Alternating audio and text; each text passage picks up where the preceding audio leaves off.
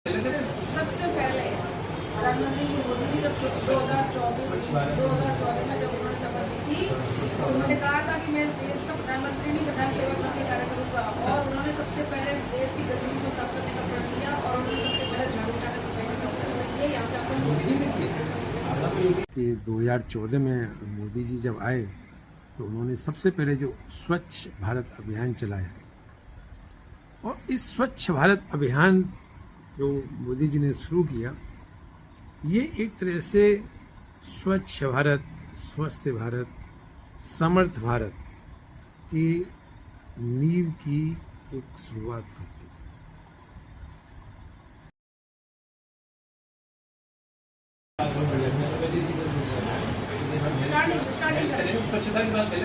सबसे पहले पिछले 10 सालों में अगर ये स्वास्थ्य की बात करें तो भारत की सबसे बड़ी समस्या थी ट्यूबरक्लोसिस। भारत में करीब 1 करोड़ से अधिक टीबी के मरीज यहाँ थे। उसमें भी ये चिंताजनक बात थी कि टीबी के बहुत सारे मरीज अनडायग्नोस्ड थे, मिसिंग थे, यानी लोगों को उनको पता नहीं था, खुद मरीज को नहीं पता था कि उनको टीबी है। और ऐसे मरीज दूसरे तरह के जो वास्तव में टीबी के थे, ये लोग एक परिवार में एक सदस्य दूसरे सदस्य मोहल्ले में टीबी को फैलाते थे, और एक परिवार में एक टीबी का मरीज आ जाए तो गरीबी घर कर जाती थी, घर की आर्थिक स्थिति खराब होने लगती थी, बहुत सारे परिवार गरीबी की रेखा के नीचे आ जाते थे, क्योंकि जो टीबी की महंगी दवाइयाँ थीं वो आम आदमी के बस की नहीं थी। महंगी दवाइयाँ और टीबी में न्यूट्रिशन, खान पान भी बेहतर होना चाहिए। गरीब आदमी को एक बार बीमारी हो जाए तो खाने पीने के लाले, और वो अच्छी डाइट तो कैसे ही लेगा। तो जो 2014 से पहले 1 करोड़ से अधिक टीबी के पेशेंट थे, तो मोदी जी की सरकार ने जो सबसे अच्छा काम किया, टीबी मुक्त भारत का जो उन्होंने मिशन उठाया। वैसे तो WHO का ये प्रोजेक्ट था कि सारे विश्व में 2030 तक हम टीबी का समूल नाश करेंगे, लेकिन भारत ने ये लक्ष्य अपने लिए 2025 रखा है, यानी भारत 2025 तक टीबी मुक्त होगा। और अगर इस साल की आप बात करें तो भारत में इस समय अब सिर्फ 20-21 लाख टीबी के पेशेंट रह गए हैं, और टीबी के मरीजों की रिपोर्टिंग उनको एक घर से निकाल के उनको ट्रीटमेंट दिलाना, यहाँ तक कि जो अगर आप गूगल पे डेटा करेंगे तो इस समय जो 95% टीबी के मरीज हैं वो ट्रीटमेंट ले रहे हैं। और भारत का ये जो टीबी मुक्ति का अभियान है किस तरह से चल रहा है, इसको आगे वीडियो में कुछ जो लोग जो टीबी के मरीजों का ट्रीटमेंट कर रहे हैं। स्वास्थ्य सेवाएं बहुत उन्नत हुई हैं। मरीजों के खाते में सीधा पैसा भी उनके इलाज के लिए इन योजनाओं के तहत आ रहा है। जैसे ट्यूबरकुलोसिस का जो डॉट्स प्रोग्राम है, उसमें प्रत्येक मरीज, सरकार इलाज चलते हुए मरीज को 500 रुपये प्रति माह देती है, जिससे वो ठीक से खा पी सके, फल फूल जो इम्यूनिटी बढ़ाने वाली चीज़ें हैं, वनस्पतियाँ हैं, उनको ले सके, वो कंजूसी ना करे। और उसको ठीक करने वाले डॉट्स प्रोवाइडर को गवर्नमेंट 1000 रुपये प्रति मरीज के ठीक होने पर देती है। ये पैसा शासन से मद में आता है। और पहले जो एक्सप्रेस वे पे एक्सीडेंट हो जाते थे तो लोग बचते थे उनसे कि इन्हें हम भर्ती कराएंगे तो पुलिस हमसे पूछताछ करेगी, परंतु अब ये आदेश हैं चिकित्सकों को और चिकित्सालयों को कि कोई व्यक्ति अगर दुर्घटना में घायल हुआ है तो उसको सरकारी में ही नहीं, आप प्राइवेट में दाखिल कराइए और उसका पैसा शासन देगा। और आयुष्मान कार्ड योजना, प्रधानमंत्री जन औषधि योजना, ये सब स्वास्थ्य के क्षेत्र में। टीबी के मरीज की जांच में भी कुछ सरकार सहयोग करती है? बिल्कुल। टीबी के मरीज की सबसे जो प्राइमरी जांच होती है वो स्पूटम फॉर AFB होता है, एसिड फास्ट बैसिलाई का एग्जामिनेशन करते हैं उसकी लार में, उसके थूक में। और प्राइमरी एग्जामिनेशन में यदि कोई बात पकड़ में नहीं आती है तो उसे फर्दर एग्जामिनेशन के लिए चेस्ट PAVU और CB नेट एग्जामिनेशन के लिए उच्चीकृत संस्थान में भेजा जाता है। और वहाँ तो CB नेट एक ऐसा कन्फर्मेटरी टेस्ट है जिसमें कि टीबी कन्फर्म आई जाता है अगर यदि पेशेंट को है तो। तो उससे भी समय कम लगता है, समय की बचत होती है, मरीज़ की जान बच जाती है। क्योंकि टीबी एक ऐसा बीमारी है जिसके बारे में कहा जाता है कि ट्यूबरकुलर माइक्रोबैक्टीरिया। मैं आपको आज बताना चाहती हूँ कि हम लोग एक ऐसे अच्छे युग में जी रहे हैं जहाँ हमारा प्रधानमंत्री इतना ऑनेस्ट, हार्ड वर्किंग और फिटनेस का एक मॉडल बन चुका है हमारे युवा लोगों के लिए। हमें इसको फॉलो करना चाहिए। भारत की इसके अलावा स्वास्थ्य को लेकर जो सबसे बड़ी चिंता थी कि यहाँ पर दवाएं महंगी थी। महंगी दवाएं इतनी थी कि एक ब्लड प्रेशर की दवाई अगर 20-22 रुपये रोज की है तो कोई गरीब आदमी कैसे खाएगा। आज मोदी जी ने जो जन औषधि केंद्र चलाए हैं उनमें ज़्यादातर लोगों को पता है और आपको जान के सुखद आश्चर्य होगा कि 50 पैसे से लेकर 1-1.5 रुपये की गोली ब्लड प्रेशर की, हाई ब्लड प्रेशर की, हाइपरटेंशन की आप इन केंद्रों पर ले सकते हैं। महज 5-10 रुपये की दवाई प्रतिदिन की आप इन जन स्वास्थ्य केंद्र पर जो डायबिटीज़ की बीमारी है उसकी खरीद सकते हैं। तो इसके अलावा भारत में जो महंगी दवाइयाँ थीं, मोदी जी ने प्रयास करके जो एक लिस्ट ऐसी होती है जो आवश्यक दवाएं हैं उनकी कीमतों में 70 से 80% तक कमी की। कैंसर की जो बहुत महंगी दवाइयाँ थीं 40,000 50,000, वो आपको अब सरकारी केंद्रों पर 2,000-1,000 रुपये में आसानी से मिल जाती है। इसके अलावा अगर आप स्वास्थ्य की बात करें तो जैसे किसी समय भारत में एक दिल्ली में एम्स हुआ करता था, आज करीब 19 एम्स भारत में हैं और लगभग 24 एम्स का प्रोजेक्ट है। और मैं जब MBBS कर रहा था तो उस समय पूरे उत्तर प्रदेश में 7 मेडिकल कॉलेज हुआ करते थे और 2 सेंट्रल यूनिवर्सिटीज होती थी।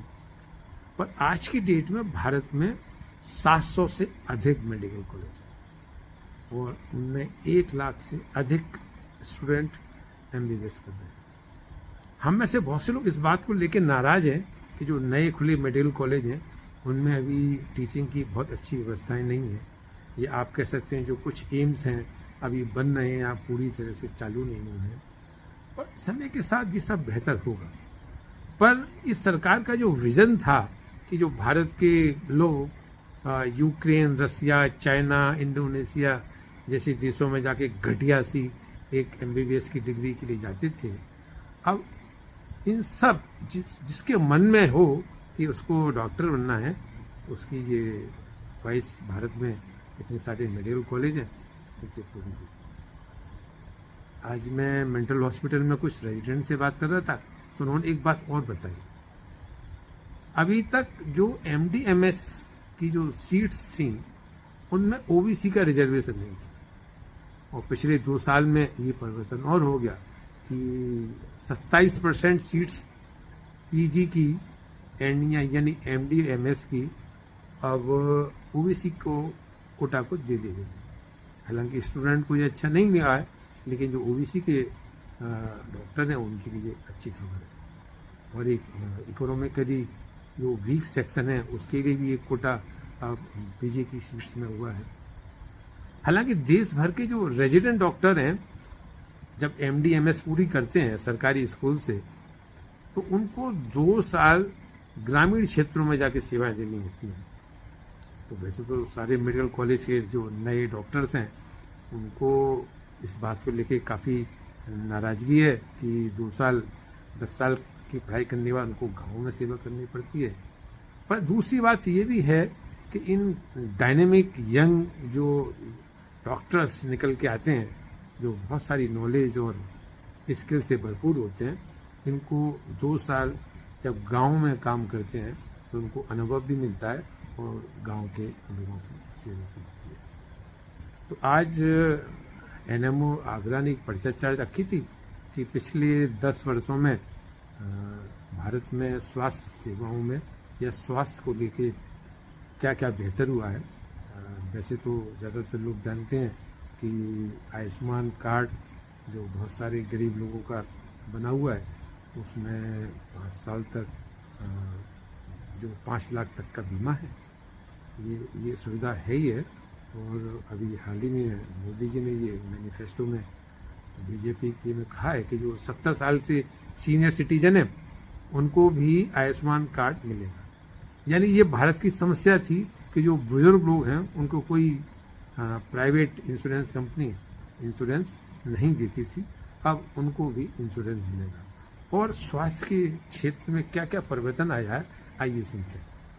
जो हो सकती है, जैसे कि हमारी अभी जो करंट गवर्नमेंट है, बीजेपी गवर्नमेंट जो है, वो मेरे हिसाब से इन माय ओपिनियन वो बेटर काम कर रही है। अल्टीमेटली अपलिफ्टमेंट ऑफ सोसाइटी तो हो रहा है, लोगों का अपलिफ्टमेंट हो रहा है। देख रहे हैं जैसे आप कि पहले लोग चीज़ें अफोर्ड नहीं कर पाते थे, अभी लोग ज़्यादा इजीली अफोर्ड कर रहे हैं चीज़ें। जैसे कि पहले छोटी छोटी चीज़ें हैं जिनसे कि मतलब ऐसा लगेगा कि चीज़ें एक्सेसिबल हो रही हैं। पहले लोगों के पास अकाउंट्स नहीं होते थे, अभी बैंक अकाउंट है। बैंक अकाउंट है तो लोगों को लोन इजीली मिलते हैं, लोन इजीली मिलते हैं तो वो अपने रिसोर्सेज ले सकते हैं। जैसे कि कोई फार्मर है, उसको पहले लोन नहीं मिलता था, वो अभी लोन लेता है, अपना ट्रैक्टर खरीद सकता है। ट्रैक्टर खरीदता है तो अपनी खुद की ज़मीन को ज़्यादा उपजाऊ कर सकता है, अपना काम कर सकता है, किसी के ऊपर डिपेंडेंट नहीं रहता। उसी तरीके से किसानों के लिए देखी जाए, सर किसी भी लीडर की ये जिम्मेदारी बनती है कि स्वास्थ्य और शिक्षा, दो ये चीज़ें हैं जो ऑल्दो तुरंत हमको रिजल्ट्स नहीं देती हैं, बट लंबे समय में सबसे ज़्यादा जो आउटकम हमको देता। जैसे मैं एग्जांपल लूँगा वैक्सीनेशन ड्राइव का। जब कोविड हुआ था तो कुछ लोग थे जो इस चीज़ को क्वेश्चन कर रहे होंगे कि मतलब ये चीज़ मुफ्त में क्यों पब्लिक को प्रोवाइड की जा रही है, लेकिन हम एज डॉक्टर से अच्छे युग में जी रहे हैं जहां हमारा प्रधानमंत्री इतना ऑनेस्ट, हार्ड वर्किंग और फिटनेस का एक मॉडल बन चुका है हमारे युवा लोगों के लिए। हमें इसको फॉलो करना चाहिए। और मैंने आज कई मैसेज पढ़े हैं जिसमें लिखा है कि भगवान हमें एक शक्ति दे कि हम मोदी जैसे ऊर्जावान एक्टिव हो जाएं। उन्होंने हमारे मेडिकल के लिए भी बहुत कुछ किया है। सबसे ज़्यादा जो इम्पोर्टेंट है प्रधानमंत्री मातृत्व सुरक्षा योजना, इसके अंतर्गत उन्होंने हर पीएचसी में ये सिस्टम बनाया है कि प्राइवेट डॉक्टर जो इंटरेस्टेड हैं वो वहाँ जा कर के मरीजों को देखें, फ्री में देखेंगे वहाँ जाकर, क्योंकि पीएचसी है। उसमें उन्होंने फिर उसको हमारे यहाँ डॉक्टर हेमा सडाना को इस संदर्भ में उनको 2 बार प्राइज़ भी मिल चुका है और वो विजयनगर पीएचसी पर जाकर के हर बृहस्पतिवार को मरीजों को फ्री दी।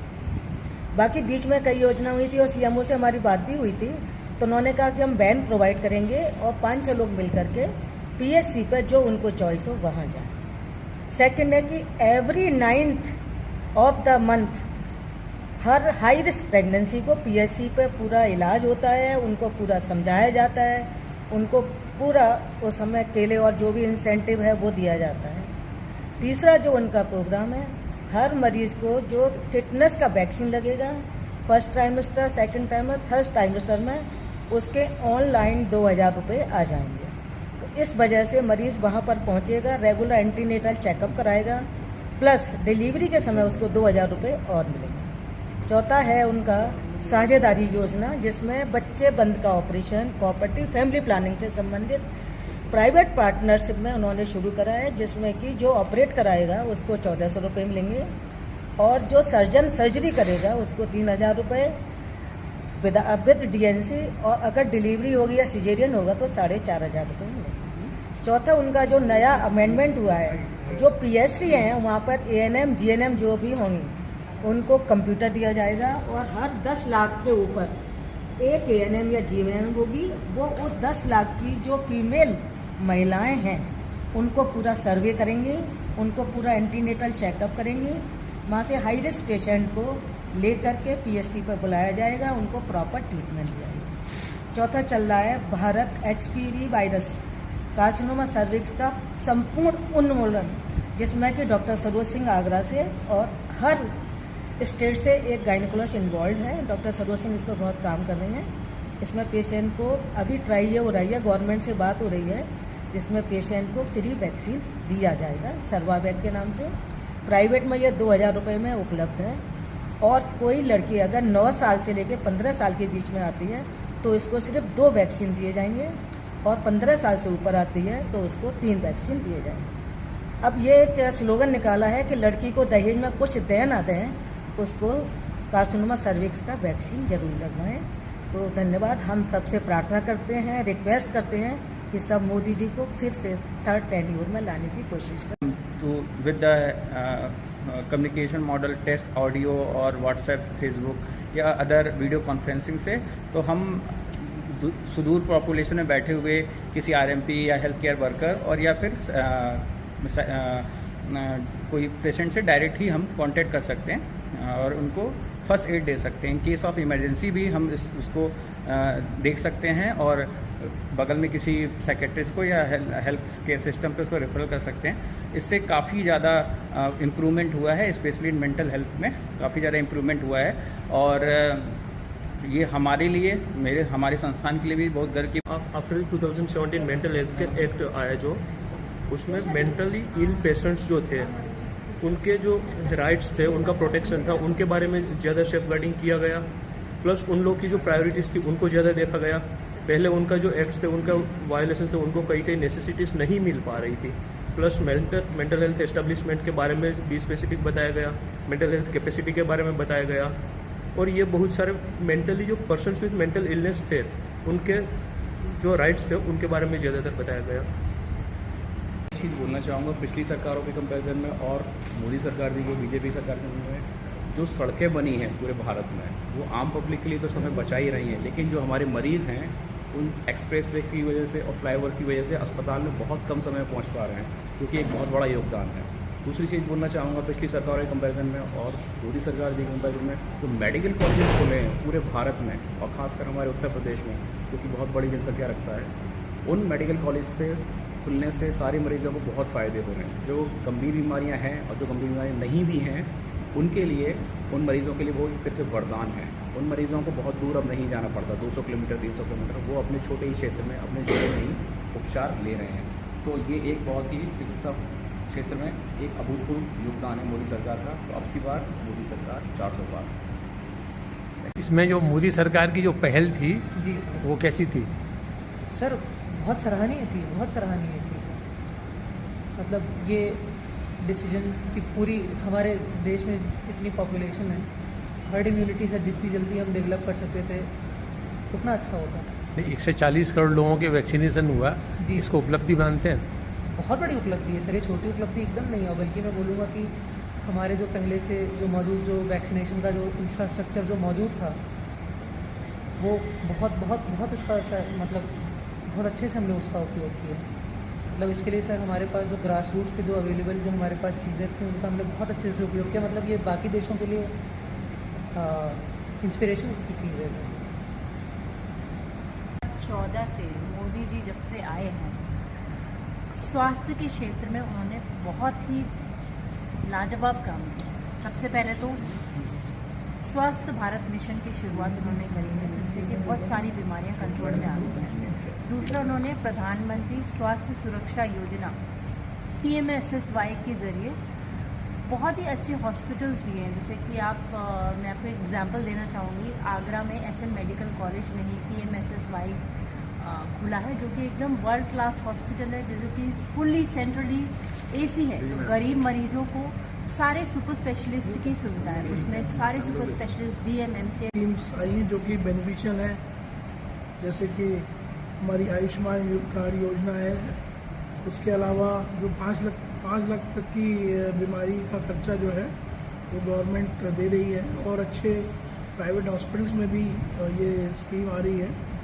तो अब मरीज़ को ये सोचना नहीं पड़ता है कि हम कैसे जाएं, कहाँ जाएं।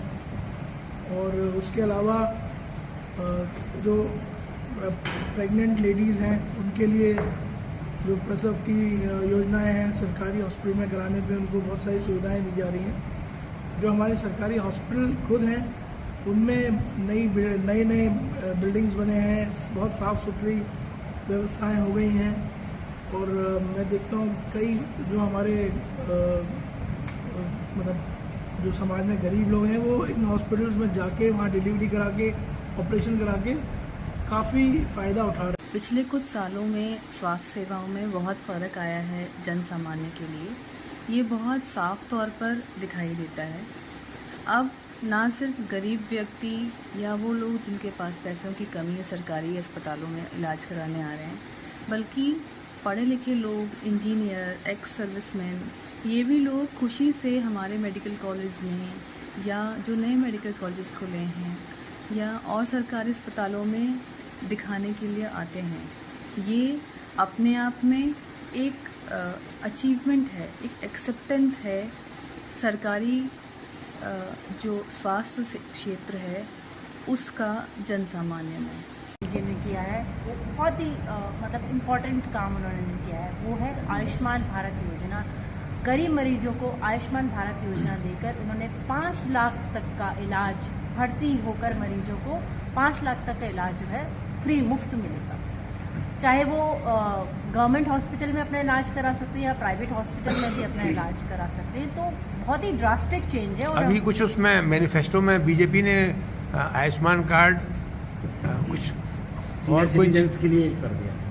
बहुत, ये तो मैं इनफैक्ट काफ़ी टाइम से कह रही थी, शायद मोदी जी के पास मेरी बात पहुंच गई, मेरे मन की बात पहुंच गई। मैंने अपने फेसबुक से भी लिखा था कि क्यों ना आप टैक्स पेयर्स को या जो अबव सीनियर सिटीजन्स हैं, 70 साल के ऊपर हैं, उनको भी ऐसी कोई योजना क्यों नहीं देते जिससे कि 5 लाख जब वो टैक्स दे रहे हैं और उनको जब ज़रूरत है स्वास्थ्य की, तो सरकार को उनको ऐसी चीज़ें प्रोवाइड करनी चाहिए।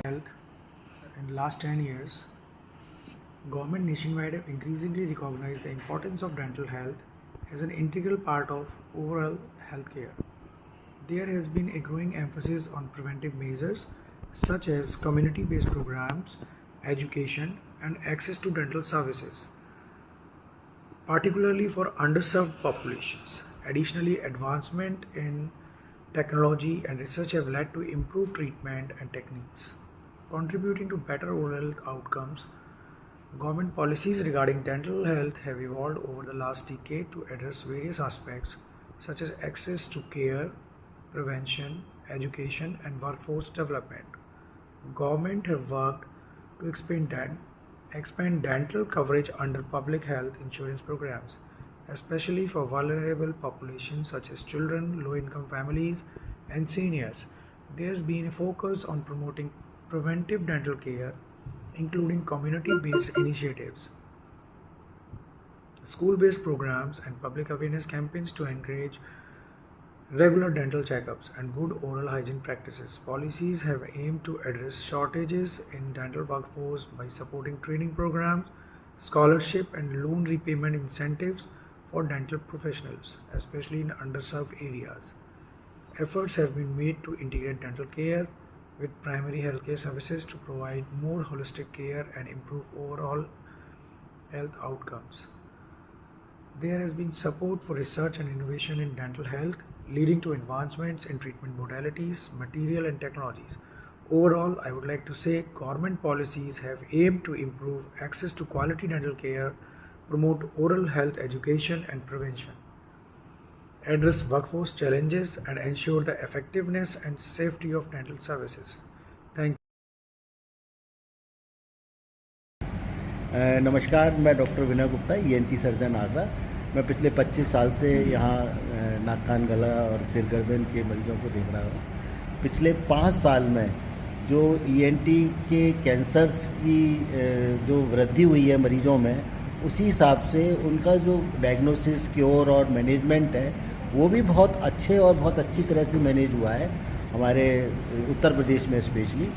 और जो कैंसर्स की डायग्नोसिस बनने में लाखों खर्च होते थे और जिनका ट्रीटमेंट करने में बहुत ही कीमोथेरेपी, रेडियोथेरेपी, ये सब अभी हमारे आसपास ही कहीं दूर ना जा कर के जन औषधि केंद्र से जो कीमोथेरेपी की दवाएं हैं वो मात्र 2-2 हज़ार रुपये में आ जाती है, जिनकी की कॉस्ट किसी ज़माने में 20-20, 25-25 हज़ार रुपये होती थी और मरीज़ लगा नहीं पाता था। और ये सब हम इसको अपना मोदी जी का एक विज़न मानेंगे। हमने कभी अपने जीवन में नहीं सोचा था कि इतनी सस्ती दवाएं हमको जन स्वास्थ्य केंद्र से अवेलेबल हो पाएंगी।